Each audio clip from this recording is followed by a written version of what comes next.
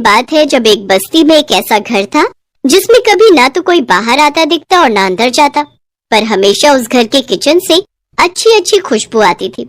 उसी घर के सामने एक परिवार रहता था जिसमें 4 बच्चे और उनकी दीदी रहते थे। वो लोग बड़े ही गरीब थे। उनकी दीदी उन बच्चों के लिए भीख मांगकर खाने को लेकर आती थी, तब जाकर वो अपना पेट भर पाते थे, पर कभी कभी तो उनको भूखा भी सोना पड़ता था। एक दिन ऐसा ही हुआ जब उन बच्चों की दीदी रात तक घर नहीं लौटी और बच्चे भूख से बिलख रहे थे। अभी तक दीदी नहीं आई, आज तो हम सुबह से भूखे हैं। हाँ भाई, और ऊपर से ये सामने वाले किचन से इतनी अच्छी खुशबू भी आ रही है। वो तो हमेशा ही आती है, पर खुशबू से थोड़ी हमारा पेट भरेगा। हाँ सही बात है, अब तो दीदी के आने का इंतजार करो बस। एक काम करता हूँ, सामने जाकर एक बार आज जाकर देख ही आता हूँ कि आखिर इस घर में कौन है जो कभी दिखता तो है नहीं, पर खुशबू इतनी अच्छी आती रहती है। आखिर वहाँ कौन बनाता है इस सामने वाली किचन में। चल पागल है क्या, चुपचाप यहीं रह, क्या पता कोई खड़ूस औरत रहती हो और तुमको भगा दे।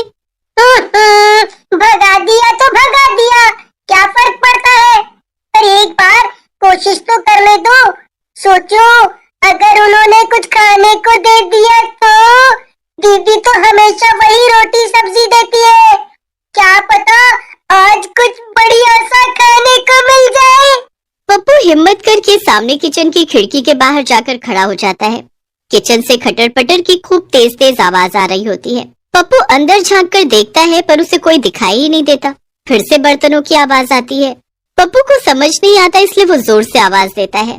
पप्पू की आवाज लगाते ही किचन से आवाज आनी एकदम बंद हो जाती है, पर फिर भी खिड़की से कोई नहीं झांकता।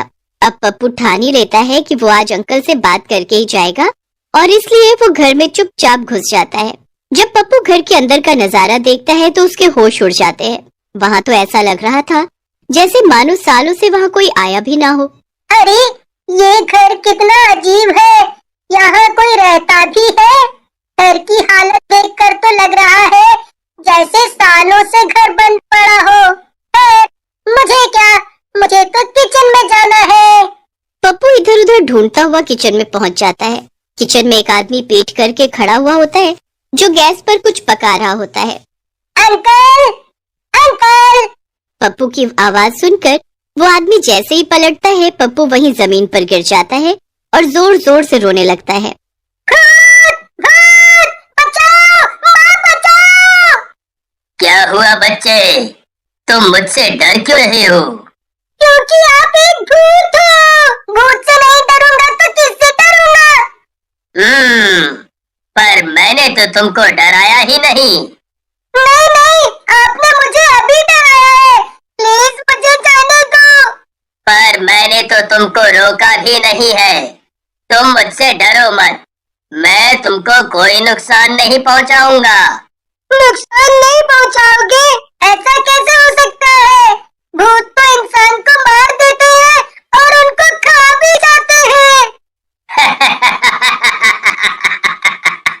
हाँ, पर वो बुरे भूत होते हैं, मैं बुरा भूत नहीं हूँ। और मैं तुमको क्यों खाऊंगा? देखो मेरे किचन में देखो कि वहाँ कितना कुछ है खाने को, तो मैं तुमको या किसी को भी क्यों खाऊंगा? क्या सच में? भूत उस बच्चे को अपने किचन के अंदर लेकर जाता है और वहाँ पूरी किचन में तरह तरह के पकवान और मिठाई देखकर पप्पू की आंखें चमक उठती हैं। वाह, यहाँ तो बहुत कुछ है, मेरे तो मुंह में पानी आ रहा है। तो फिर खा लो जो भी तुमको खाना हो। क्या सच में मैं ये सब खा सकता हूँ? हाँ, बिल्कुल खा सकते हो। पप्पू को पहले ही बड़ी तेज भूख लग रही होती है, इसलिए वो खाने पर टूट पड़ता है। वो पागलों की तरह सब कुछ ऐसे खा रहा होता है जैसे जन्मों जन्मों का भूखा हो। पप्पू खा खा कर अच्छे से पेट भर। गाइस वीडियो अच्छी लगी हो तो एक लाइक, कमेंट, शेयर, सब्सक्राइब